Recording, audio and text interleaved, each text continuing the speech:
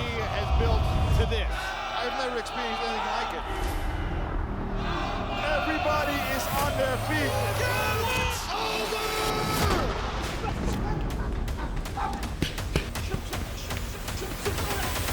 Oh, here we go. With a TKO victory! And this kid is a potential superstar. When he lands, it hurts you. Jacob, I'm coming for you, boy. The louder they talk, the more they fall. He is determined to prove himself. Oh, there's another combo!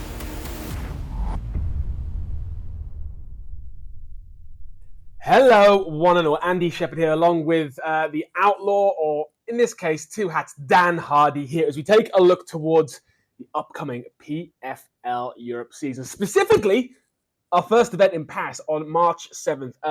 Look, Dan, I would be remiss if we didn't touch on last year's inaugural season, which was, I think, for all intents and purposes, a massive success.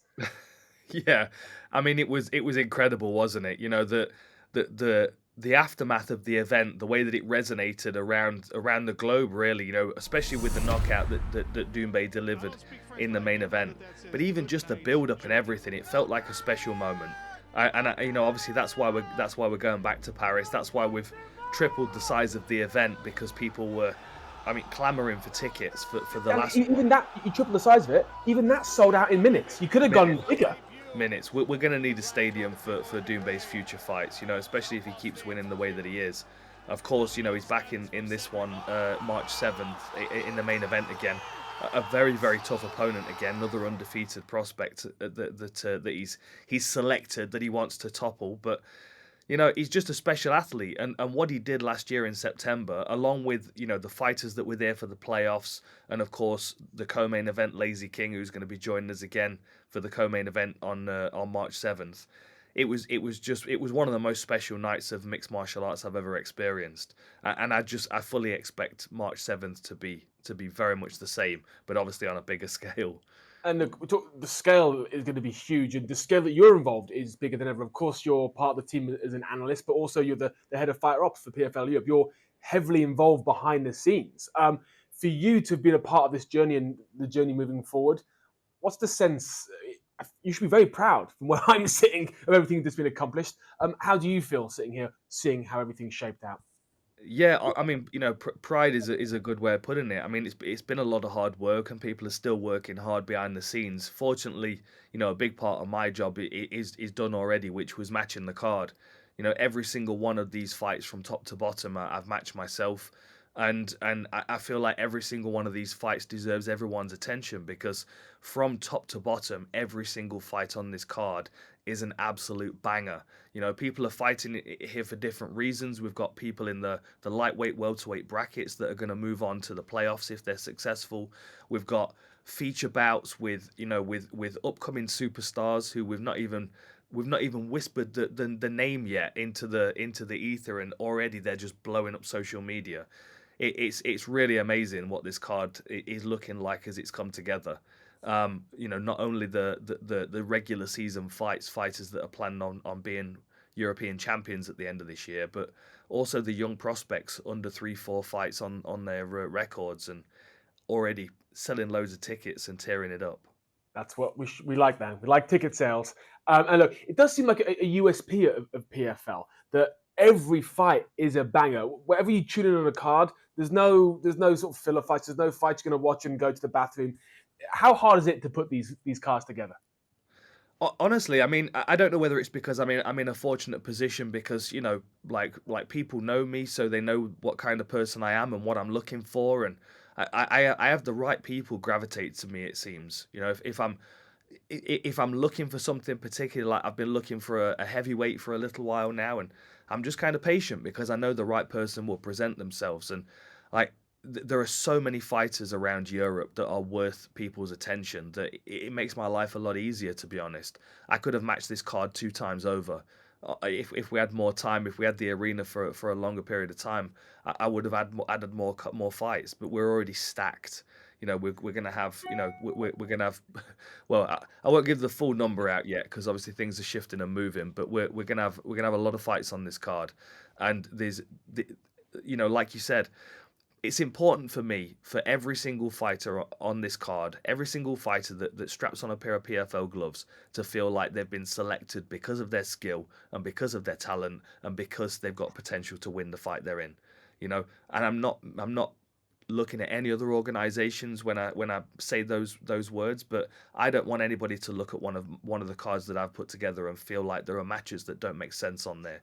That's for one fighter to be built up, because that's not for me what the PFL's about. I'm trying to find the best fighters in Europe, right?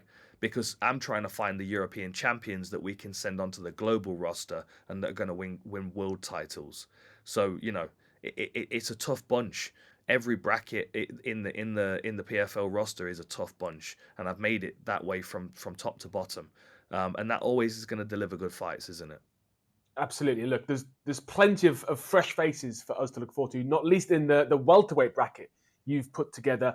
A lot of debutants for PFL Europe. Take us through these fighters, why you've selected them, and ones to watch out for. Wow, I mean, we've got a real good selection from around Europe. I mean, starting towards the bottom of the card, Florim Zendelli, someone I've had my eye on for a while. He's 9 fights into his record, 7-1-1, trained by Peter Zabota. People remember him from his UFC days. He's taking on Tomasz Wangowski, who's a fighter that he was due to meet in another promotion previously. They were on a trajectory. It didn't end up happening. But we've got two very, very dangerous strikers. We've got Tomasz, who's a very, very crisp boxer, very aggressive, heavy hands. And you've got Zendelli on the other side, who's got kicks that put people to sleep. We've got Mariam Dimitriov, who's a powerhouse coming back over from bare knuckle boxing. Short, stocky, powerful, aggressive, gets on the inside, roughs people up. Ibrahim Man on the card taking on Cecchina Nosa Pedro. That's going to be a fireworks fight from start to finish. Yassin Najid taking on Daniel Miseli as well. Honestly, every single fight in this bracket is a very exciting individual fight. But then you put it in the bigger picture of the bracket that they're in, and if you win this fight, you move on to the next one. It becomes an even more interesting story for these fighters, because they know where they're going for the year, and they're also not only paying attention to the fight that they've got on the night, but as soon as that fight's won, they're like, okay, right, who won in the other brackets, and who do I fight later in the year, and how did they win? And I love this. I love finding 8 superstars in the making and putting them in a bracket together, because once the process has started, the bracket is set. They know who they're fighting all the way to the championship, and they make their own destiny. Now, within the community, when you're looking at the competitors here in the welterweight bracket, are there any particular fighters that are being talked about as favourites? Ibrahim Man, I think a lot of people are very high on him. He's got the most experience in the bracket. He's going to be well known in Paris because he fought on Aries. He's on a 5-fight win streak. He had a wicked head kick knockout in one of his more recent fights. A lot of eyes are going to be on him, but Cecchina, his opponent, is a tough, durable individual as well. That's going to put a lot of pressure on him, and that's where I'm really wondering, because, and we're going to have to double check this fight week, because the statistics for Ibrahim Man's reach is incredible. He's got light heavyweight reach, wingspan. We'll get the tape measure out. Yeah, we'll have to double check it, but he might be rivaling Simeon Powell for reach, which is crazy for a welterweight. Other than that, I think we've got a few people in this bracket that could really surprise us. I mean, Zendelli, although he's got less experience compared to the other guys, he's someone that he's trained so well, and he's so calculated in the way that he fights. I feel like there are more levels to his game that we haven't yet seen.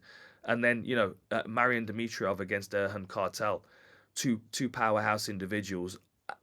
We could have them fight every event this year, and it would be a different outcome each time. It's that kind of fight, They all are. See how excited you are. Yeah, I know. I've just spent a lot of time really focused on these fighters and these matchups, the way that they've come together. I just know each one of them is going to pull the best out of the fighters that are in the cage on the night, and we're going to get the best version that is then going to progress through to the playoffs. We're crafting champions, we're discovering champions here, and every single fighter on this roster in the Paris card has got the potential to be a champion. When you look at this welterweight bracket that you put together, are there fighters on here that you think in in years to come, we're going to look back at this season and go, that's it. That's when they really started to come into their own. Yeah, 100%. And the reason why is because it's easy to follow this format, right? Because like a lot of these fighters, they've been going from one promotion to another and they've been struggling to get that consistency. I think part of the reason why Ibrahim Man is got so much attention when he was announced was because of that consistency through Ares, competing in Paris, being in front of the same fans. Like they followed his journey. But this is a journey about 8 fighters now, right? That's going to get thinned out along the way. So the people that make it to the championships in December are going to be the ones that have started this, storied journey in March in Paris, and people will be able to look back on what they've achieved so far in the year, like stars in the making here. And on the other side in the lightweight bracket, we have a returning champion in 𝗟𝗑𝗅𝗣𝗑. I know we're going to touch on the lightweights in a little while, but for me that's even more fascinating because he sets the benchmark for this division, for this level. And they're either going to want to fight him or they're going to want to avoid him until the championship. And there's one person for sure that wanted to fight him straight away, and that's 𝗘𝗨𝗥𝗢𝗣𝗑, who asked for him in the first round. It's a fascinating format, this is, and the competitors are the right ones to make the most of it. 𝗟𝗑𝗅𝗣𝗑, also known as the Auditor, because that's what his day job is. A boring day job, and by night he's like Batman. He just comes in and kicks ass. He's an absolute tank, man. Phenomenal athlete, physically very strong.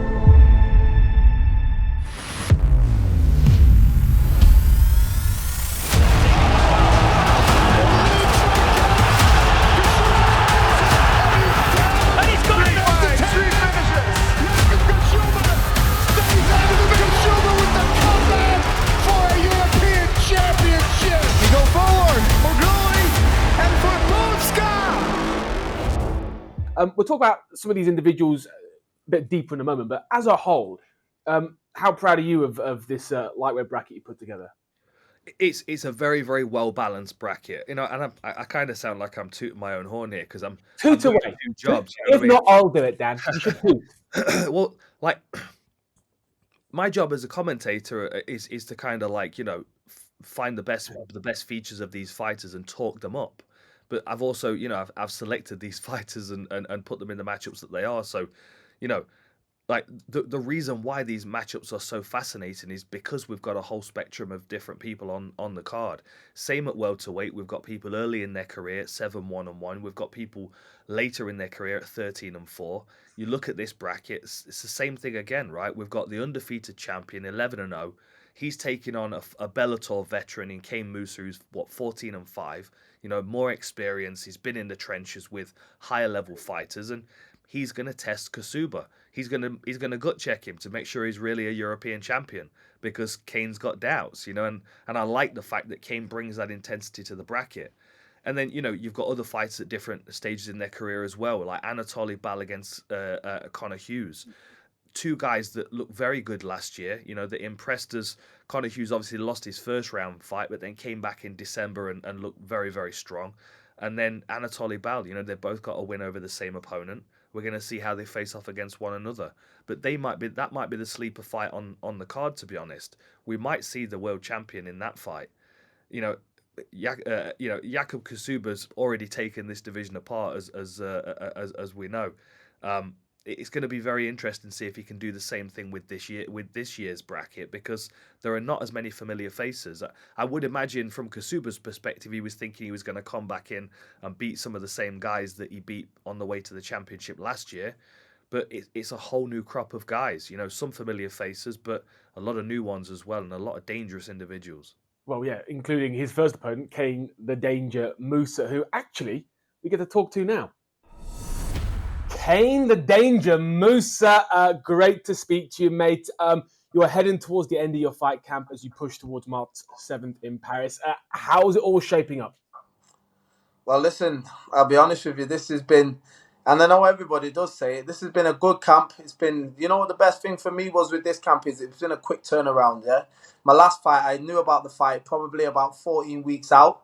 And obviously me being the competitor that I am, me being the, the man that wants to win, the fighter that's always trying to strive for, them impressive performances, you know, I put a lot of pressure on myself and I worked hard, and I think I overcut myself in the last fight. You know, I was out here with Brendan, with Darren, and I did the Brendan fight, the camp for when he fought Marlon Moraes. I did that camp with him, and then he got off and he won that, and then I carried on and done another camp. So it's like I did two in one. This time we've been able to, you know, take the fight on the right type of notice I'd like. You know, it was around about the 8 to 7 mark, and I'm always in shape and stay fit and ready. So, yeah, we're just out here. You know how it gets. We're at Tiger Muay Thai. We've been down doing bits at Bang Tao. Been working down at Southside as well. I've got a lot of good people, a lot of good connects over here, and a lot of people want to see me win. So it feels good to be away from home, but, you know, I've made away from home my home. And look, Kane, you talk about putting the pressure on yourself. You've done just that with your opening round opponent, last year's lightweight champion, 𝗟𝗘𝗥𝗢𝗣𝗘. Dan, are you right? Am I right in saying that Kane requested that fight and wanted that as his first fight? I had a feeling. I knew what he was doing because he was sitting cage side at the Dublin show. I knew he was spying the champion straight away there. Yeah, of course. Exactly. Like this is the kind of fight that Kane likes, isn't it? Look, these are the fights that I love. These are the fights that I love it when people love when, you know, people see how I demonstrate that I'm willing to step up at any time. You know, I'm a fighter's fighter.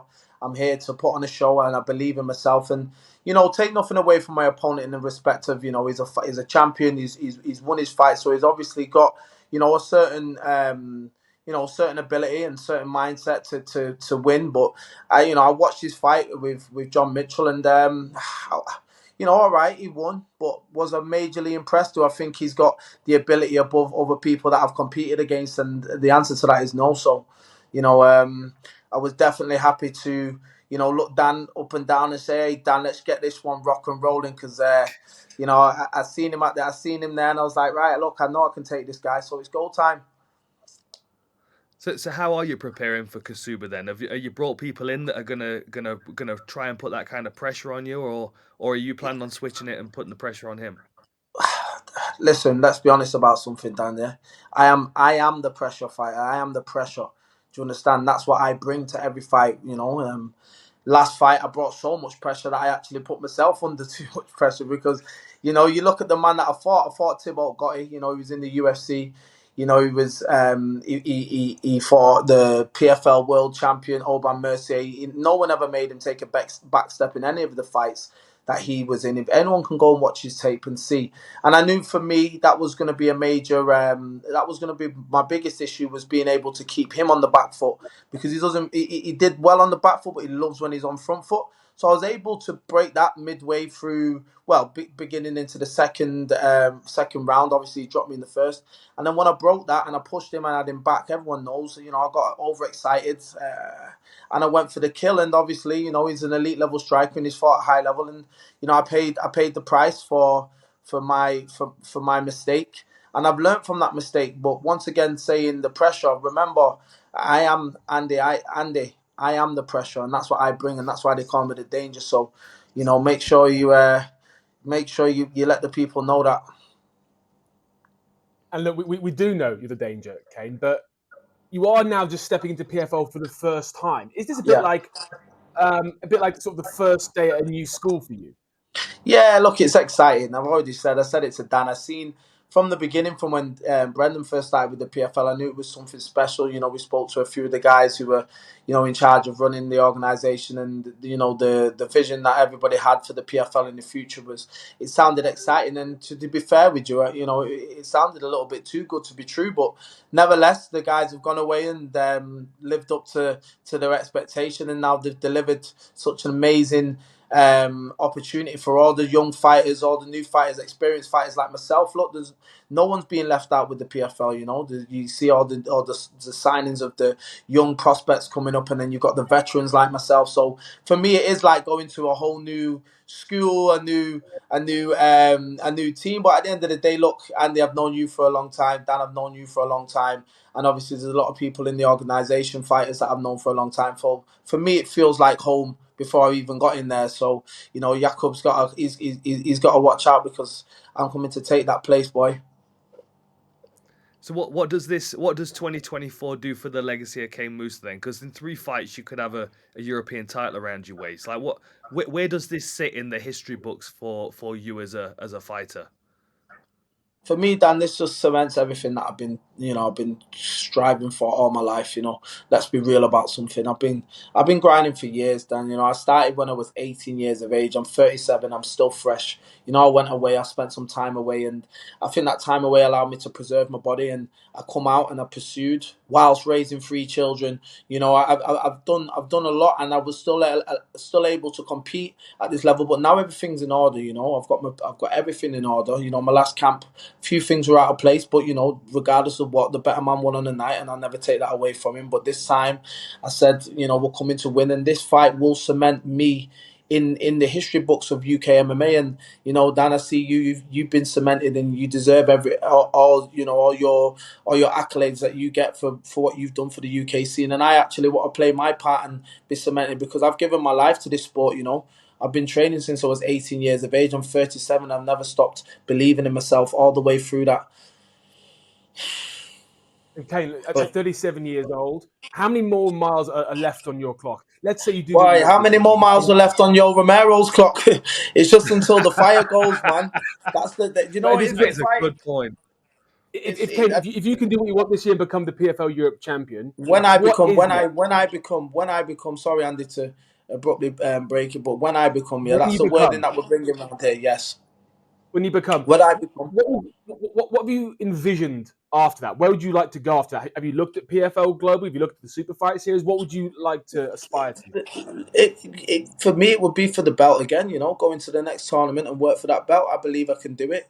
Like I said, look, at the end of the day, we all know the fight game's a fight game. I got caught in my last fight, but remember, you have to remember this, right? I've never took a double loss ever in my career. Yeah, I never took a double loss, right? I was fighting an opponent who never took a back step in the UFC. He fought Nasrat, he fought Oban. Oban had to take him down to submit him. I was breaking that person.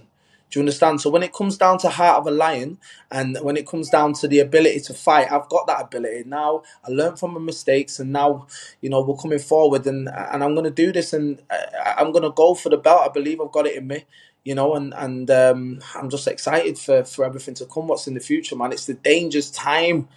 It's my time. This is a different format, though, right? You know that as long as you keep winning, you've got 3 fights this year to a championship and a big check. Yeah. How does that change your process? Because I mean, for me as a fighter, I would rather know that I've got those fights in the pipeline ready to go as long as I keep going. Is that going to be different for you in any way? You know what? It's actually amazing for me, to be fair with you, Dan. It's given me a clear understanding of what's happening with my career within the year. I can see it. It's in front of me, and I know sometimes I've took fights for when I was fighting for Bellator, and then I might not be fighting for another 3, 4, 5, 6 months. Might only get 1 fight in the year. Now clearly I can see exactly what's in front of me. For me as a fighter, it just gives me the ability to map out my year as well. Remember, I've got a lot going on. I've got children. I've got businesses. So now it allows me to get fully organised and focus, and that's what we've done for this camp. This camp's been an amazing camp. I'm ready. I'm excited, and to know that I've got more fights coming this year. It's just, once again, PFL setting the trend. Coming and being part of innovation, and I'm happy to be part of innovation. And this is what innovation looks like. Fighters like myself who have been fighting for years can now clearly understand exactly what fights he's got and what routes he's got and the timings and the dates. It's amazing from a mindset. When we talk about what to expect, what's coming this year for you, but how about the event in Paris? You saw what PFL Europe did last year in this Paris show. This event, March 7th, is going to be even bigger. As it's looming now onto your horizon, how are you feeling about what is going to be potentially one of the biggest event, if not the biggest event in PFL Europe history? Let's be honest about it. You've got shout out to Cedric Doumbe for his contribution to this, and leading the way for the French fighters, and being able to do such an amazing turnout for this event. And I'm happy to be a part of this, but this is where I deserve to be, Andy. This is where the danger shines. I'm not shy to the big stage. I've been main card. I've fought in main cards. I've been it's nothing to me, but it's a great opportunity to be a part of such an amazing event. Have you had a look at the rest of the bracket, or are you just focused on 𝗘𝗦𝗢𝗣 right now? I'm just focused on 𝗘𝗦𝗢𝗣. I have seen the rest of the bracket, but obviously there's good fighters in there. Let's not.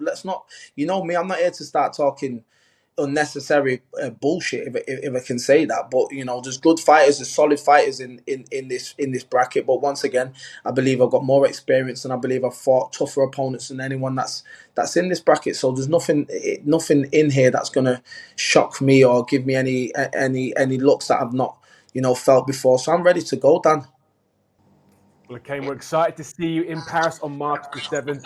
Before we let you go, though, if someone's watching this right now and they've never seen you fight, give them a message. Let them know what they got to tune into a 𝗘𝗦𝗢𝗣 fight March 7th. Are you ready for this, yeah? Are we ready for this? I'm not sure if I am, if I'm honest. Listen. Let me tell you something. To those who are thinking or considering to either come to the event or watch the event live, make sure you do not miss out on 𝗘𝗦𝗔𝗚𝗏𝗘. When I come in the cage, I come to fight hard, and I come to cause destruction. That's all I do. So make sure you don't miss out. This is PFL. This is the best promotion in the world. Innovating from the front line. The danger's on board. You already know what time it is. I told them, get me on board, and now it's go time. So I'll see you there, March 7th. Make sure you don't miss out. I'm coming for the champion. I called him out, and I want it. So let's go. Dan, I can see why you signed this guy. Kane, Thank you so much, mate. We will see you in Paris. Let's go. Au revoir. Thanks, Kane, mate. Cheers, pal. See you there. Dan, I can see why you signed that guy. Full of beans, isn't he? Right? I mean, he's a one-man quote machine, isn't he? You can tell just the confidence emanates from him, and you could just see the confidence that he has coming into this bracket. He feels like the elder statesman here, right? He's the one with the experience. He's going to come in and push the young undefeated fighter around, beat the champion in the first round, and then move on to whoever's next. And like I just love that confidence, but at the same time, 𝗘𝗦𝗢𝗣𝗑𝗏 is a handful. Like we saw that in December. He's the champion. He's more than a handful. He's the top guy in the PFL Europe lightweight division, and 𝗘𝗦𝗢𝗣 has gone straight for him. Like the fact that he had a rough first round in December and then came back. Like Kane was sitting cage side watching that, and he must have been thinking to himself, if I catch him with one of those shots, I'm putting him away. 𝗘𝗦𝗢𝗣 may have learned that lesson. You know what I mean? He may be a very, very different fighter coming into this season, 2024. But I mean, what a matchup! You know what I mean? And what a name for 𝗘𝗦𝗢𝗣 to potentially add to his record if he is able to beat 𝗘𝗦𝗢𝗣. Absolutely. And Kane is as a MMA fan, 𝗘𝗦𝗢𝗣, I love watching his fights. Win or lose, they're always exciting. And I'm excited that he's coming straight in here to PFL Europe in Paris on March 7th and going for the champion. Of course, 𝗘𝗦𝗢𝗣 returning. And actually, Dan, we can catch up with him now. We can hear from the champ. The champ is here. 2023 PFL Europe lightweight champion 𝗘𝗦𝗢𝗣. And mate, you're going to try and make it 2 years in a row. Was it a tricky decision to you to try and make it 2 years on the pop in PFL Europe? Well, I didn't really have a choice, but I'm happy to do it. I'm very happy to do it. And yeah, I'm just going to run the gauntlet, do what I do best. I mean, I train all the time, so might as well just keep it going. I'm excited for this one. Nice to go back to Paris. How much of a challenge was that first season for you? So many athletes aren't used to this, shall we say, tournament structure, the back-to-back fights. How much of a challenge did you find the first season of PFL Europe? I personally like it. I like the structure. I like knowing what I'm training for. It's nice with the weight because you sort of maintain weight.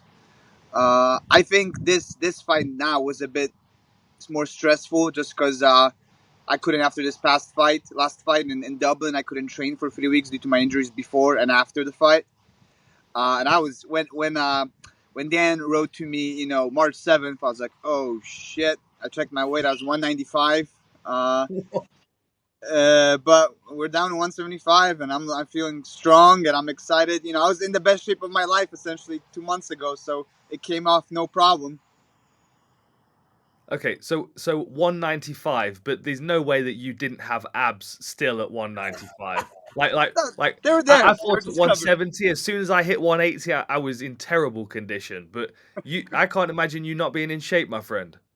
I mean, it's bloatness, right? So I am in shape, but I do gas quicker. So,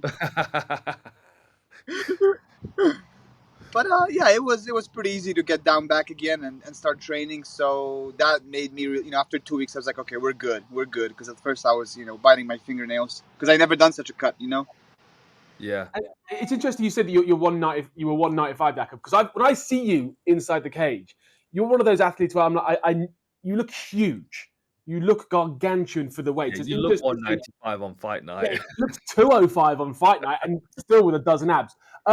So going back to this tournament structure, multiple fights relatively close together, does that make it tougher for someone of your size to continually have to keep coming back down?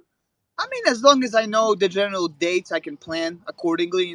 The worst part is injuries, right? That's something sometimes you can't really predict. Especially after the fight, you don't know how the fight's gonna go and what injuries you're gonna get. So when they're back to back, that's a bit threatening. And I bet you there's a bunch of people who are not gonna fight this season because they got injured and they can't. I think I'm the only guy from last tournament that's fighting in March 7th. That fought 3 times last year and is coming back, and I'm doing it. No problem. That's yeah, what you are. does. You absolutely are. So what did you learn then from last year that will give you an advantage this year? Do you think? I'm not gonna change anything. I'm doing the same thing I've been doing. Train hard. We're changing up some of the technical stuff just to, like Napoleon said, every three battles you got to change something up. So yeah, we're doing a bit of newer stuff, but all in all, the structure is the same. So keep doing it until it fails, right? That's what I'm gonna be doing. And Dan, why would he change anything? He's the champion. It all worked out. Yeah, how was that moment for you when you got to place that belt around your waist? You got the 100 grand check coming in. You became the inaugural PFL Europe champion. I mean, it was coming in and out. I wasn't 100% conscious at that moment because John stole me a hell of a front kick. Did you watch the fight back? Have you watched the fight back since? Yeah, we watched it, and we made a big adjustment for that. It was a really easy fix, but so yeah, I'm gonna be watching out for that front kick for this tournament. We're definitely ready for that, and but yeah, it was the referee was coming in to step in. Thank God he was a good ref, and let me continue because I was, it hurt, but I was still in the fight. I was not giving up. Yeah, you showed championship heart on that night, my friend. I mean, that's one thing you can be certain of. You proved your championship qualities in that fight. What do you think about this first round opponent? So it's a well-known fighter, someone that came over from Bellator, Kane Musa. I mean, what are your thoughts on him as an opponent? I mean, I'm not impressed. Just another stone in the road. Go through it and go to the next one. I'm excited for the next one. That's gonna be a cool one. Whoever wins, 𝗘𝗨𝗥𝗢𝗣 or that Italian guy, that's gonna be nice. I'm excited for that one. It's interesting you see that Kane is just a bump in the road. We've spoken to a number of times in the lead of the fight week, and he's searched you out. He wants you because he wants to make a point in the first round. You think that for you is a relatively straightforward fight? Yeah, I mean, I'm gonna roll right through him. I mean, Kane can say anything he wants, but all these guys always say whatever they want. But in the end, I back up my actions, and I've backed them up so far. I'm gonna continue to do so. What are the weaknesses that you see in him? Oh, weaknesses. I mean, he's a small dude and he's old, so it's time for retirement. So you've had a look at the rest of the bracket then, because you've already mentioned other matchups. What are your thoughts on the other 7 fighters in the tournament this year? Well, I'm sad that the Irish guys are not there. That didn't make it. I'm very sad about that because I thought they would be able, 𝗘𝗨𝗥𝗢𝗣 and Mitchell would be there because I think they were the 2 best guys last year, and I still think they're the 2 best guys if they were in this bracket. But I don't know what happened. I wish them the best. But this one is pretty straightforward. The English guy is probably. I mean, I'm excited for it to watch the English and the German guy because I really don't. That's gonna be a good fight. And then whoever wins that one's got a pretty easy victory because then the French and the Spanish guy I'm not impressed. I definitely got the harder side of the bracket, but I'm excited with that just because I got Kane and one of those dudes. But that's what I fight for a good challenge. So I'm excited. Done his And look, research already. he knows his route, doesn't he, Dan? And look, Dan, Jakob, this is the first time we've really got to speak to you since the acquisition of Bellator, which has opened so many doors and given us so many possibilities now. Let's say you do make it 2 years in a row, become a 2-time PFL Europe champion. What's next? What kind of fights are jumping into your imagination now? Well, I'll get to renegotiate my contract because this was a 2-year contract. Yes, So, Dan. Yes, Dan. That's an important phone call. yeah, I can smell the Dallas. I'm looking forward to that conversation, my friend. Yeah. So it's time to impress again and renegotiate, and then I'm just excited to fight Bellator guys, right? Those are that now with PFL and Bellator, it's UFC level, I believe. So I'm gonna get the best fighters in the world, and I'm excited for that. I'm excited to test myself, and depending on how much I get paid, maybe I'll even quit my job. So it's gonna be a new phase of my life. But would you want to quit your job though? Because you seem like the kind of person. I mean, well, you've adopted the job title as your nickname, and I would imagine that it's that you like the alter ego of being a fighter on the side. Yeah, I like the schedule. I like being busy. I don't like time off. It's I'm constantly doing something. So I got pretty bad ADHDs that I'm not gonna treat until after my fighting career. But I do like the structure, and maybe I'm just stuck out my butt. I don't know. Maybe I'll be like, I quit. I train. I'm like, shit. I want to go back to my job. In combination to fighting. But I don't know. We'll see. Well, look, if you become a 2-time champion, Jakob, the world is going to be your oyster. I feel like it already kind of is as the inaugural champion. We're excited to see you in Paris on March 7th.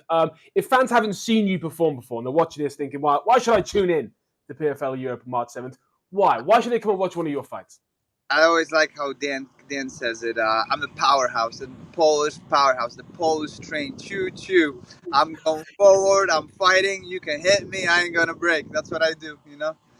I'm entertaining. I am hella entertaining. 100%, my friend. Really looking forward to watching you fight in Paris in a couple of weeks' time. Can't wait to see you, fellas. I miss you already. We'll see you soon, my friend. Safe travel. See you soon. Well, looks like you're going to try and make it 2 years in a row, Dan, but it's going to be a tough road, isn't it, for Jakob? Yeah, it is. But what I do like is the fact that he's already looked at the whole bracket, right? You can tell that man's a very he likes a plan. You could say that. He's the auditor, isn't he? He's making sure his T's are crossed. I think he's got a spreadsheet with everyone put in with their rankings on. Yeah. All the stats, records, wins, losses, how they won. He's already broken the whole division down. I know it. I can imagine. That's probably why he is so successful. He is not only is he a great athlete, but he's very analytical. And when you're going into these back-to-back fights, that's surely going to be helpful. Yeah, for sure. And it'll take the wisdom from last year and put that into good practice as well. It's one of the reasons why he's remained undefeated, even though he's had some really tough opposition. Especially last year. I mean, he had tough fights all the way through last year. With Radu Maxim, then on to Dylan Tuke, and then obviously John Mitchell in the final. 𝗘𝗦𝗢 would definitely be the biggest name that you could add to his record. But interestingly, the way that he talks about it is, it's like, okay, we'll put Kane into retirement, and then we'll move on to the next line in the bracket. And were you surprised by how much Jakob almost downplayed this first match? I don't. The thing is, right, I like the fact that he's talking like that, but I know full well when he's in the gym, he's taking 𝗘𝗦𝗢 very, very seriously. And the reason why he's talking with such confidence is because he's taking him very seriously. Like, he might be trying to downplay the fact that that he is such a big name, but I know he's training for him like he's a big name, if that makes sense. Do you think that side of the bracket that Jakob and Kane are on, as Jakob said, do you think that's the tougher side of this bracket? Well, I mean, it's the tougher side from his perspective because he's in it. I mean, that makes a lot of sense, doesn't it? It's interesting because Chizov is in the other side of this bracket, and obviously he didn't have a successful year last year. He struggled with Duquesne's grappling. He moved through to the playoffs and then missed weight. And I know it wasn't the ideal year for him, but at the same time, everybody else in the bracket and I made a point of asking every single fighter who they thought they would face in the final. They all said 𝗟𝗘𝗔𝗚𝗏. So there's clearly something about the guy that has got everybody else's attention. Now, 𝗘𝗧ov's got Daniel 𝗘𝗨𝗏 in the first round, who he was due to fight in Dublin, but was unable to because his opponent missed weight. 𝗘𝗨𝗏's 12-7, loads of experience, fought on Bellator as well.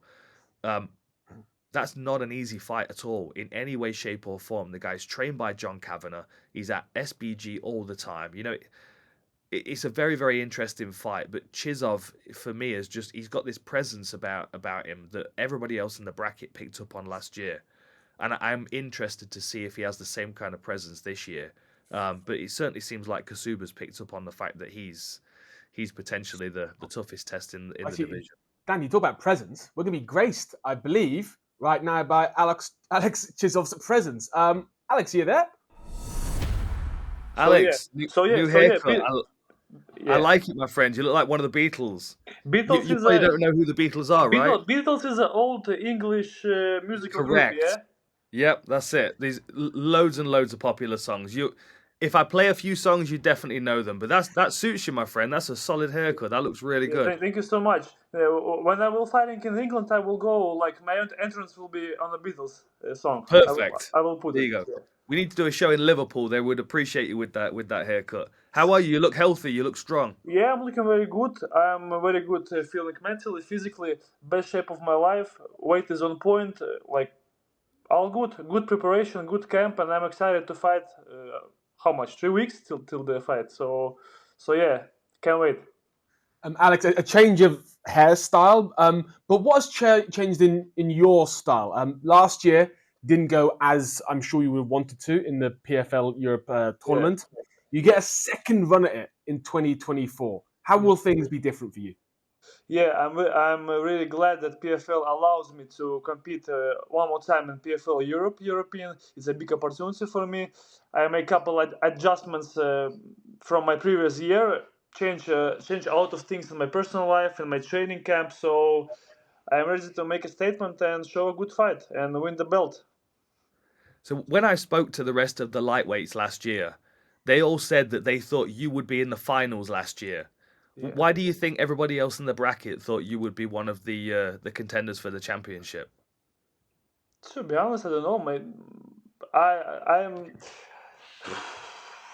They just respect me, maybe. I don't know, but I don't know. It's hard to answer to this question. Do you feel like you would have been in the championship had you been able to fight in Paris? Yeah, I was pretty confident that I will win the semi-final and I will be fighting for a belt. But have a little situation in my training camp before the Paris. I have a big injury, and 99% of fighters will be cancelled the fight with this injury. But I have this situation that this is the tournament, and I cannot remove the fight. If it will be the showcase fight, I will say that let's fight next tournament or after a couple of months. But I don't have this opportunity. It's a tournament. You're fighting, or you, how it says, go home. Yeah. So yeah, I decided to take a risk, and but I was not able 5 weeks to spar, to grapple. I just do only pads, bag work, and stuff like this because of my injury. Yeah. So it was really hard mentally, but I take the risk. But the work that I put, it was not enough to able to make weight.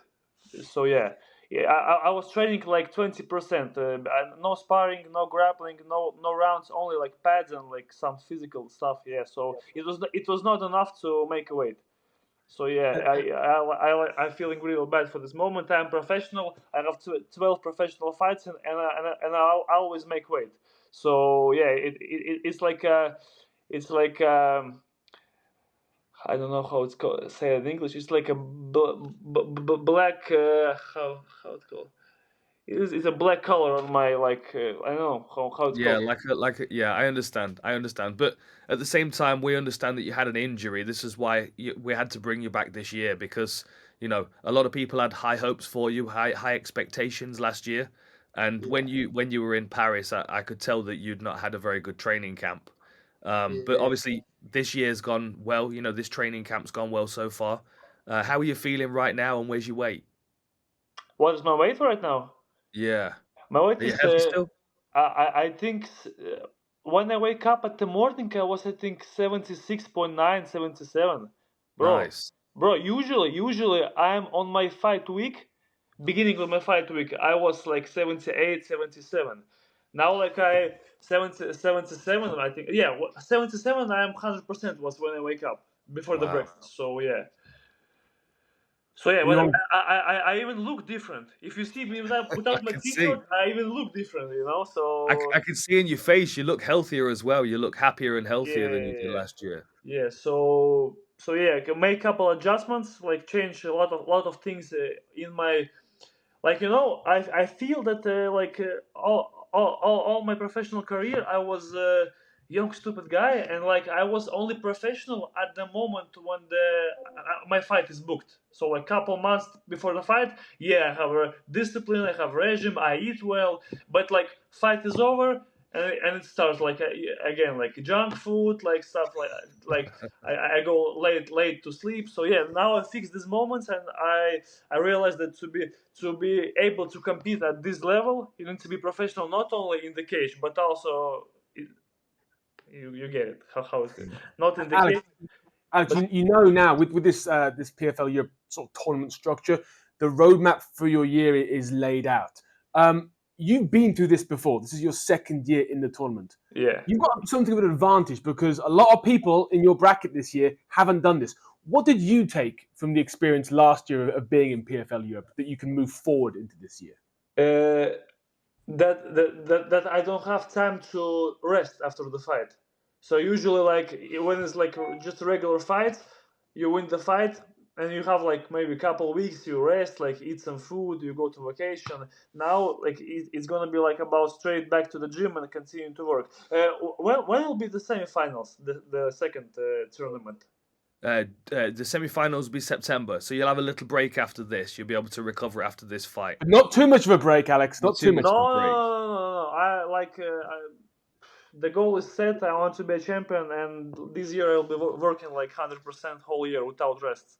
So because the guys are really good in the bracket, so it's like very very good opportunity to fight the good guys. So I'm hungry, motivated, and I want that gold. You talk about changing up your professionalism almost and being more focused on and disciplined. Yeah. Did that come from, shall we say, tasting the big time with PFL Europe last year? Did that affect you and make you think, yeah, okay, something needs to change for me to show my true potential? Yeah, of course. Like that situation when I lose the weight and I not fight. Of course, like the big problem was the injury, but I think it's not like. To be honest, I think that I get this injury because of something. I don't know. Maybe God stops me and saying me like, Alex, stop. You like it's too early for you to become a champion. Living like this, you know. Be humble. Be humble. Because I have those, you know, like fancy stuff on Instagram, photos, cars, good pictures, like clothing. Like I was thinking not about 100. My focus was not. I was feeling that I'm already champion at that moment. When the PFL offered me the I will compete in this tournament last year, yeah, I was thinking, I will kill everybody, like, and I will be a champion, and like this situation in Paris last year is like humbled me, you know, like at so. Like I said, I make a lot of adjustments, change everything in my life. So now I feel that I'm fully prepared to be a champion, and I'm deserved to be a champion. So yeah. This is a much different version of you from last year, my friend. You sound more positive and more focused, like you have purpose. I'm glad you got the opportunity again. And I'm really enjoying of the training process. I'm really enjoying of having diet. I really enjoy. Yeah. Like 100%. My focus is only on this tournament.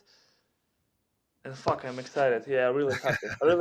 I'm really happy that that situation with me last year is happened to me. It's changed a lot. Yeah, so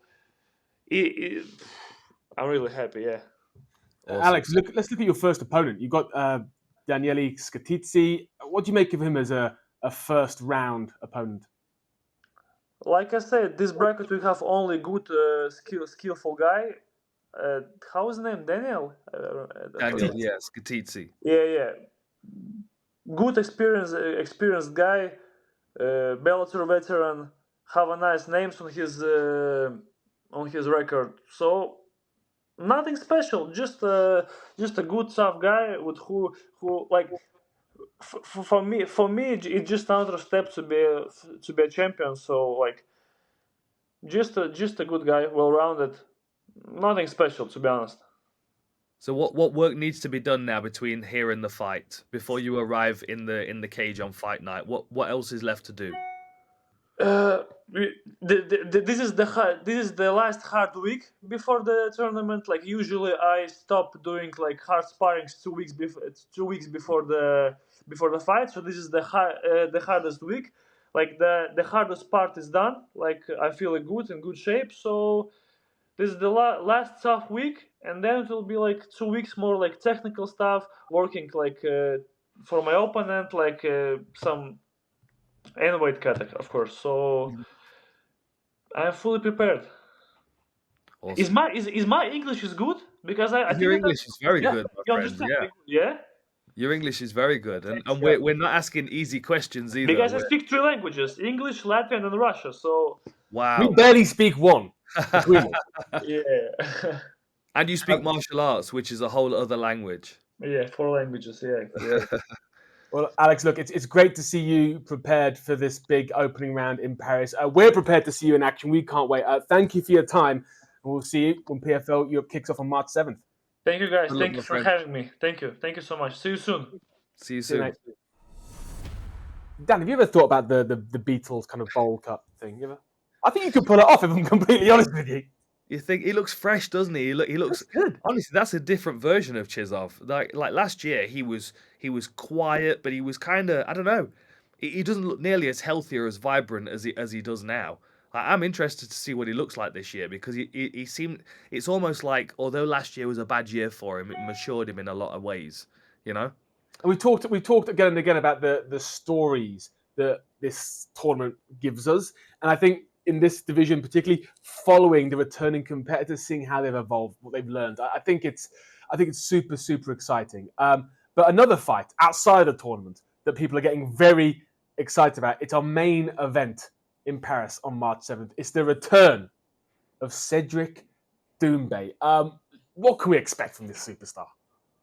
I mean, honestly, I can't even answer that question. I've heard rumblings of his ideas of his entrance into Yes. the arena. Can you let us know? The entrance last can't time tell you was iconic. Have you got anything, Dan? Come on. I can't tell you anything, but it's going to be something. It's going to be something wild, isn't it? I mean, he walked out with a mattress last year with his opponent's name on it. He's all the way through. How do you feel? You were cage side, and I was in the middle of the cage. And I've said this before, but I've been at a lot of MMA events, pro wrestling events, box events, whatever.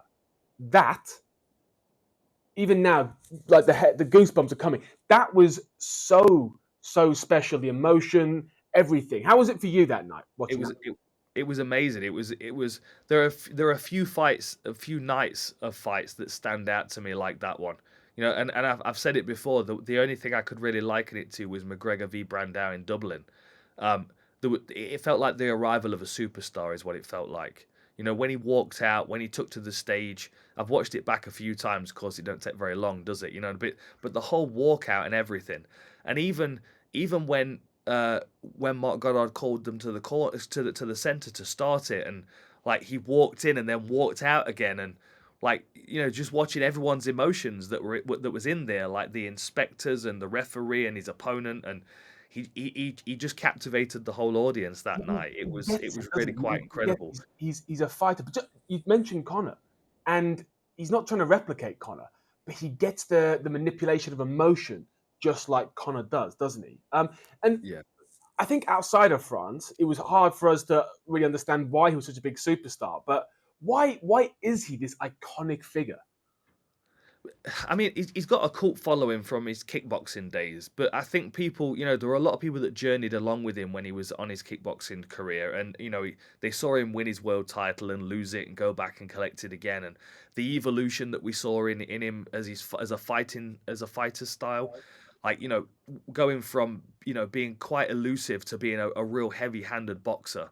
And then obviously crossing over into mixed martial arts. But I also think he's able to captivate people's imagination because of his confidence, his brashness, the way that he presents himself. People are drawn to him because they're thinking to themselves, well, surely he can't act like this and then live up to those expectations. I mean, you saw Mbappe's face when Zebo hit the canvas. Like, everyone was in shock. The next day, that was the clip. Mbappe's face was the clip being shared all around the world. And something big's happened when MMA creeps out into the mainstream. And wherever you look, whatever website, newspaper, you name it, you looked at the next day, Mbappe was there going nuts over Cedric Doumbe. That should tell you enough about what this man means. Yeah, I mean, he really is. I don't even think we fully understand yet. When we arrive in Paris for Fight Week this time around, with us being in a bigger arena with a lot more ticket sales, and there's a lot more attention on this event, especially because the last one was so successful. Doumbe's a special individual, there's no doubt about it. But then you look at the opponent that he's called out as well.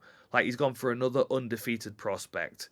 Baissangour Chamsoudinov, a lethal individual, heavy-handed, very, very good defense, but as soon as he closes distance, gets his hands on people, I mean, people have seen Chimaev in his corner previously. I don't know whether he's going to be there this time around, but that certainly identifies the kind of fighting style to expect from Chamsoudinov. And, what's Doumbé going to do if he gets taken down?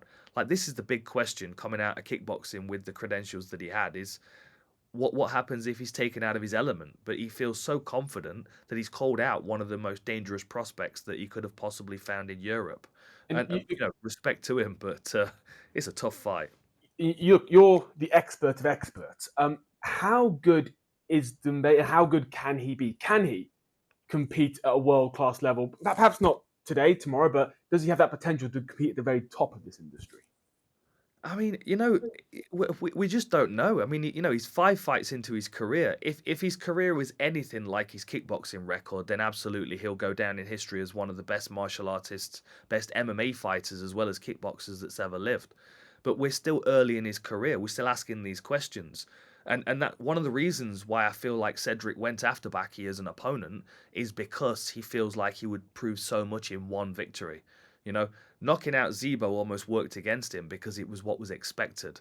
Like, if he's able to handle Baki, if he's able to stuff a takedown and then knock him out, like, that's a huge statement that everyone's going to remember. People can't then go, well, we'll find out what happens if he hits the floor, because then we'll have that question answered by, one of the toughest prospects that can ask the question. Too much pressure on his head. He's young. Even the next opponent is very young, and I think it's gonna be the same. Even if he's saying that I will not get in his head, still, when someone is talking shit on you, 100% I get on your head. So it's just human, and it's gonna be about how you're gonna handle it. So Cedric Doumbe once again at the top of the card in Paris, but also our co-main event on March 7th features another familiar face in the Lazy King. He was the ideal co-main event for the last time around. And the thing is with Lazy King, he's got a lot more experience, but he's ready to step onto the global scene. And this year is really about solidifying his brand and his presence in Europe. He's moving down to lightweight as well, which is part of the process of 2024. But in this co-main event, he's fighting at welterweight. He's fighting Jack Grant, who, a Cage Warriors title contender, a very, very experienced fighter that is very strong on the ground, But I mean, I could have said that about Brad Wheeler, but this is another very, very stiff test for the Lazy King. Someone that's gonna quite happily grapple with him. Went 25 minutes with Ian Gary, really tested that young prospect. Let's see if let's see if the Lazy King passes the Jack Grant test. Yeah, I mean, it's great to have someone like Jack Grant who's so experienced coming into PFL Europe, but this may not be the welcoming party he was hoping for. This is the kind of fight that Jack Grant likes, though. Like, he's touring the world taking tough fights right now. He's at that stage in his career. You know, what is he, 17-9? He's not holding back for anything at this point. He's going to take the biggest tests, the biggest names in the biggest opportunities. And, you know, his co-main event at the Accor Arena on March 7th. You know, it's a massive opportunity for him to impress. And you've got to think, if he's able to derail the hype train, which is the Lazy King, that opens up so many doors for Jack Grant. So, you know, he's still in the process of carving out his own career here, and this is an opportunity for him to take a massive step forward. The people love the Lazy King. This man is an absolute submission phenom. This man is a cult hero. Abdoul Abdouraguimov. Jack Grant. Woo! Lazy show, ladies and gentlemen. Oh, and we're clinched. Tight. That's gonna get us. First round finish for the Lazy King. Wow.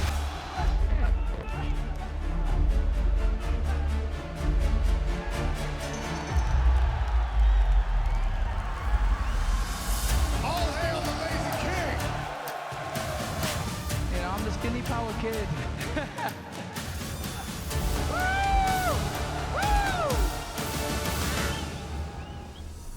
Yeah, this card really is stacked from top to tail, not least those top two fights. But there's also someone else in this card who has perhaps found that the hack code for any aspiring MMA fighter who wants to be into PFL Europe. This fighter, he's been just slaughtering your DMs. Can you tell me about this, Dan? Man, Patrick Habarora. Like, so I'd heard of him before as an amateur, tearing through IMAF. I remember the fighters coming back from the amateur tournaments, the English team, and saying, this kid, he's something special. Anyway, he's 1-0 now in his MMA career. And straight after that first victory, he was blowing up my social media like nothing I'd ever seen, honestly. Like, the amount of people he had tweeting at me and sending me messages on Instagram and commenting on my posts. There was just no way I could you know, let this event go by without him being a part of it. So Patrick Habarora, everyone needs to keep an eye on this guy. But again, it's PFL Europe. I'm not going to give him any easy fights. He's got a very, very tough matchup in 𝗟𝗘𝗥𝗢𝗣, another fighter representing Italy but fighting out of SBG in Ireland, trained by John Kavanagh. I'm interested to see what Patrick's potential is. But, you know, of course, he's going to be in for a stiff opposition on a PFL card. Well, Patrick seems to be a great keyboard warrior. Can he back it up inside of a PFL Europe cage? We're going to find out. But look, Dan, look, from a fan's point of view, thank you and the team at PFL Europe for putting together a stacked card. March 7th in Paris is going to be amazing. The start of what is going to be, I think, a real landmark season once again for this brand. Well, I'm going to see you in Paris, Dan. Along with all the fighters, along with all the fans. Any final words to people who perhaps haven't tuned into a PFL Europe show before and are thinking of watching this one? Well, you just need to. I mean, get on the PFL Europe YouTube channel and watch some of the highlights from last year. We're going bigger and better this year. If you're unfortunate enough to not be able to get a seat in the arena, which I know many people have tried for tickets and they've not got them, subscribe to DAZN. You can watch us live on DAZN. It's going to be a fantastic night and a new level for European mixed martial arts, I'm hoping. Man, I can't wait just to see Doumbe's entrance, and that is just the tip of this beautiful iceberg. Dan, thanks for joining me. Right, all that's left now is to get to the arena. March 7th, we'll see you there. And the energy has built to this. I've never experienced anything like it. Everybody is on their feet.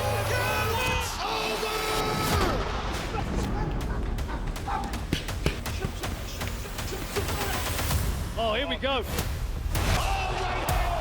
With a TKO. And this kid is a potential superstar. When he lands, it hurts you. Jacob, I'm coming for you, boy. The louder they talk, the more they fall. He is determined to prove himself. Oh,